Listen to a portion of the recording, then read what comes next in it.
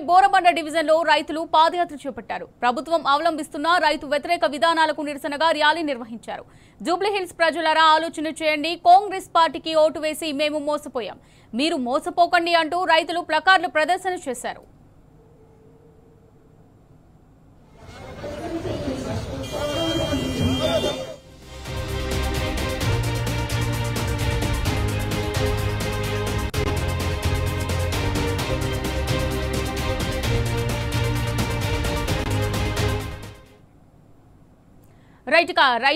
రైతు పాదయాత్రపై పూర్తి సమాచారాన్ని మా ప్రతినిధి లివిల్ లైవ్ ద్వారా అందిస్తారు. లివిల్, మరి జూబ్లీహిల్స్ ఓటర్లను ఉద్దేశించి రైతులైతే ప్లకార్డులు ప్రదర్శన చేసినట్టుగా తెలుస్తోంది. మరి దీనికి సంబంధించి పూర్తి డీటెయిల్స్ ఏ విధంగా ఉన్నాయి లివిల్?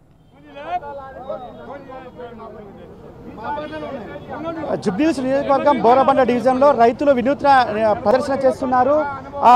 జూబ్లీహిల్స్ ప్రజలారా కాంగ్రెస్ కు ఓటేసి మోసపోయా, మీరు మోసపోకండి అంటూ కూడా వారు ఇక్కడ పెద్ద ఎత్తున ప్లకార్డ్స్ ఫ్లెక్సీలు ప్రదర్శిస్తున్న పరిస్థితి కనిపిస్తుంది. గత 2 సంవత్సరాల్లో కాంగ్రెస్ పార్టీ ఏం చేసింది, ఏం చేయలేదు అనే దానిపైనే వారంతా కూడా చెప్తున్నారు. గతంలో కాంగ్రెస్ పార్టీ ఇచ్చిన హామీలు ఒక్కటి కూడా అమలు చేయలేదు, దీని ద్వారా ఇవాళ మోసపోయాం, మీరు మోసపోకండి ప్లేయర్ అంటూ కూడా చెప్తున్నారు.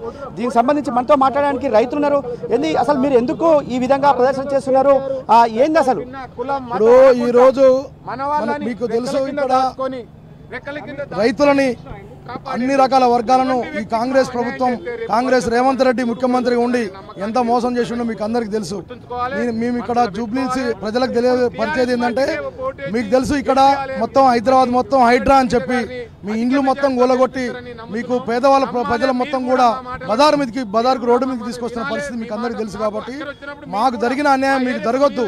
మాకు ఈరోజు యూరియా కానీ, రైతు బందే కానీ, రైతు భరోసా కానీ, రైతు బీమే కానీ, కరెంటే కానీ అన్ని రకాలుగా మాకు మోసాలు చేసిండు. ఎన్ని గ్యారంటీలు ఇచ్చిండు, ఎన్ని హామీలు ఇచ్చిండో మీకు తెలుసు. కాబట్టి మీరు దయచేసి అర్థం చేసుకొని మీరందరూ కూడా ఇక్కడ జూబ్లీహిల్స్ ప్రజలు ఎట్టి పరిస్థితుల్లో కూడా మీరు తప్పనిసరిగా మీరు ప్రజలందరూ కూడా కొద్దిగా అర్థం చేసుకొని కాంగ్రెస్ పార్టీకి కానీ, కాంగ్రెస్ ప్రభుత్వానికి కానీ, నవీన్ యాదవ్కు ఓటు వేయకుండా మీరు ఇతర పార్టీలకు, బీఆర్ఎస్ పార్టీ వాళ్ళకి కానీ ఇతర పార్టీలకు ఎవరికైనా ఓటు వేయాల్సిందిగా మేము అందరం కూడా రైతులను వచ్చి ఇక్కడ స్వచ్ఛందంగా మీకు చెప్పడం జరిగింది. ఇందిరమ్మ రాజ్యం వచ్చింది, ఇవాళ రైతులంతా సంతోషంగానే ఉన్నారని చెప్పేసి ముఖ్యమంత్రి పదే చెప్తుండు. యూరియా అన్నీ ఉన్నాయి అందుబాటులో, రైతులు కావాలని చెప్తున్నారని చెప్తున్నారు. అంటే నిజానికే మీకు అందట్లేదా? ముఖ్యమంత్రి చెప్పింది తప్ప మీరు చేసే తప్ప? ఒక్కటే అర్థం చేసుకోవాలి, మనకు అందరి కళ్ళకు చూసినాం మనం మీడియా ద్వారా, సోషల్ మీడియా వాళ్ళ ద్వారా, రైతులకు యూరియా లేక, కరెంటు లేక, నీళ్లు లేక ఎన్ని రకాలుగా ఇబ్బంది పడరో మనం అందరం కూడా యావత్ ప్రపంచం మొత్తం కూడా చూసిన తెలంగాణ ప్రభుత్వం చేసే కాంగ్రెస్ పరిపాలనలో. ఇప్పటికైనా మీరు లేనిపోని అబద్ధాల మాటలు చెప్పొద్దు, మోసపూరిత మాటలు చెప్పొద్దు.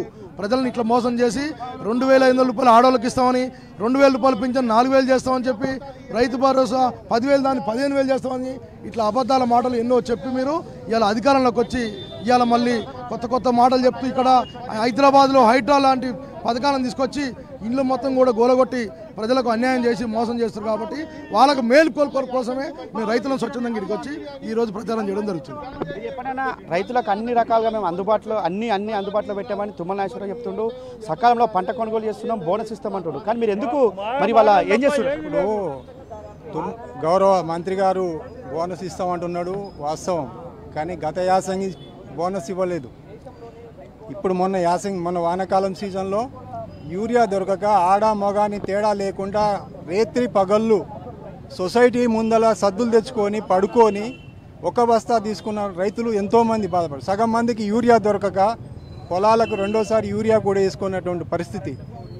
మన మిత్రులందరూ కూడా, విలేకరులందరూ కూడా ఎన్నో పత్రికల్లో చూసినాం, వార్తలు చూసినాం. ప్రాక్టికల్గా మా గ్రామాలలో కానీ, మా సొసైటీల దగ్గర కానీ మేమందరం అనుభవించినాం.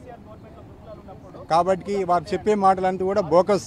ఆ బోకస్ మాటలు నమ్మకుండా గతంలో కేసీఆర్ గారు విత్తనాలు, ఎరువులు అన్నీ కూడా ముందస్తు ఏర్పాట్లు చేసి రైతుకు ఎలాంటి ఇబ్బంది లేకుండా రైతు పెట్టుబడి కింద ఎకరానికి 10,000 రూపాయలు ఇచ్చుకుంటూ వ్యవసాయాన్ని ముందుకు తీసుకుపోవడం వల్ల రైతాంగం బలపడింది గ్రామాలలో.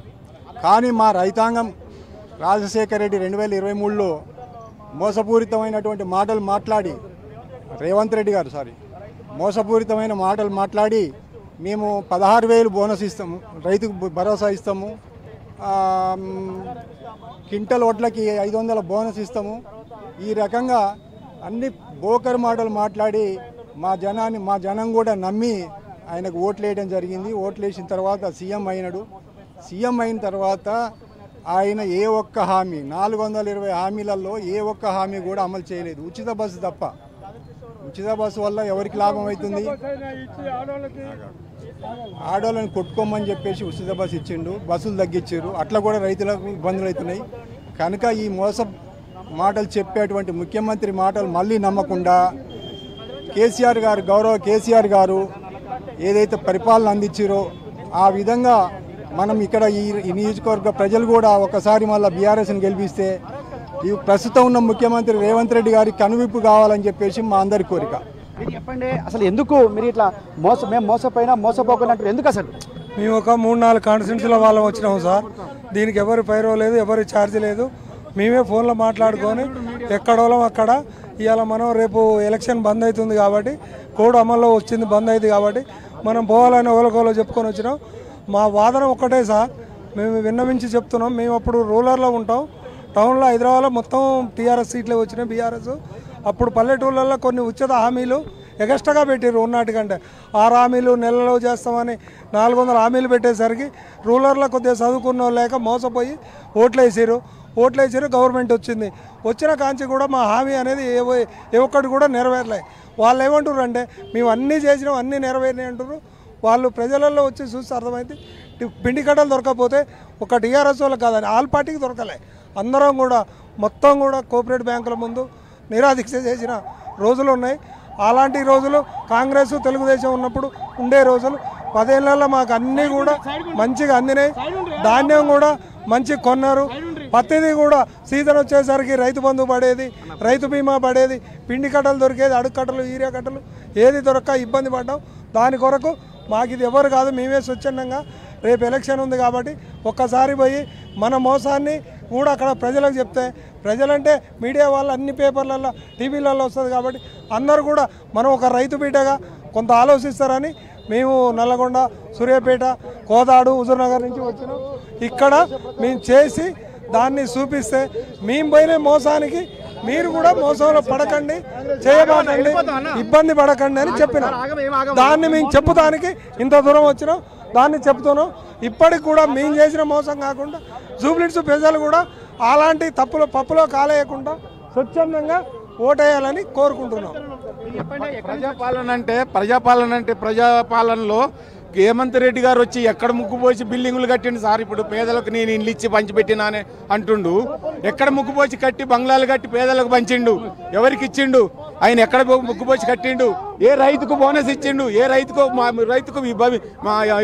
మాఫీ చేసిండు? బోనస్ ఎక్కడ ఇచ్చిండు? పిండి బస్తాలు ఎక్కడ ఇచ్చిండు? ఒక రైతు కష్టం వస్తే ఎప్పుడన్నా ఏ ఎమ్మెల్యే కానీ, ఎంపీ కానీ, ఎంపీటీసీ కానీ వచ్చి మందులు ఇచ్చిండా? ఏమైందిరా బాబు, నీకు కష్టం వచ్చిందా, సుఖం వచ్చిందా, నువ్వు బతుకుతావా, సత్తావా, ఏమన్నా మందులు ఇచ్చిండా? వచ్చి కనీసం నీ బాగోగా ఏమన్నా కోరినావా జనానికి? ఏమిటికి నీకు ఓటేయాలి? ఏం చేసినావు అని ఓటేయాలి? ఏ మనిషికి ఏం మంచి చేసినావు అని ఓటేయాలి? ఓటు అడిగే హక్కు నీకు లేదు. అడుగుతా అసలు నువ్వు ఓటు. ఏ జనానికి ₹1 సాయం చేయను నువ్వు ఓటు అడిగేటానికి రోడ్డు మీదకే రావద్దు. అసలు కష్టం చూసేటానికి ఓటేయాలి. ఇక్కడున్న ప్రజలకు అందరికీ ఒక విజ్ఞప్తి చేస్తున్నా,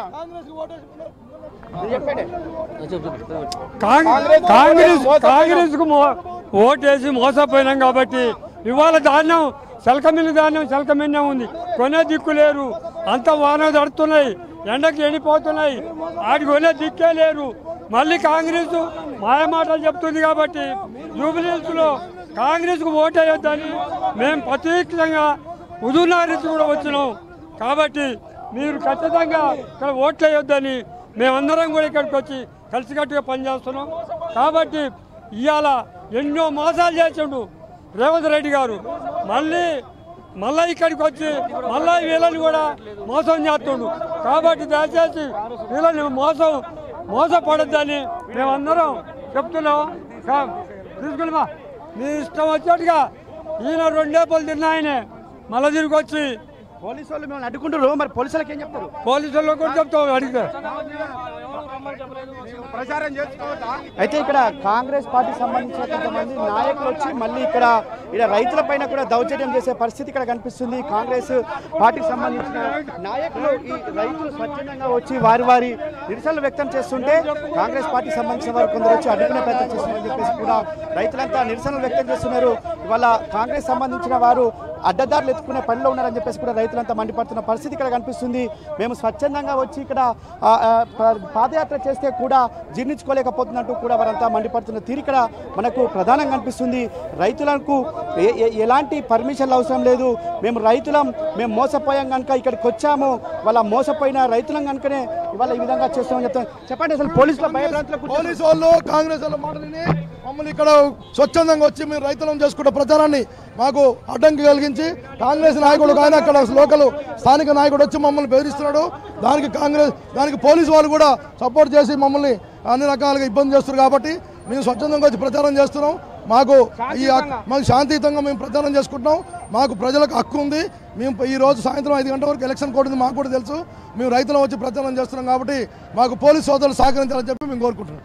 మాట్లాడితే ఇక్కడ రైతులు కాదు బీఆర్ఎస్ పార్టీలు అంటారు. మరి బీఆర్ఎస్ పార్టీ రైతులు అయితే ఈ రాష్ట్రంలో రైతు బంధు తిన్నాం, సొమ్ముకు తిన్నాం, కేసీఆర్ సొమ్ము తిన్నాం, కాలం నీళ్ళు వచ్చినాయి, మా కడుపు నిండింది, కాళేశ్వరం కట్టి మా కడుపు నింపితే కేసీఆర్ కుట్ర చేసి కూలగొట్టి వీళ్ళందరూ కూడా మమ్మల్ని స్వచ్ఛందంగా రమ్మన్న రైతుల్ని మేము మోసపోయాం, మేము గోసపడుతున్నాం.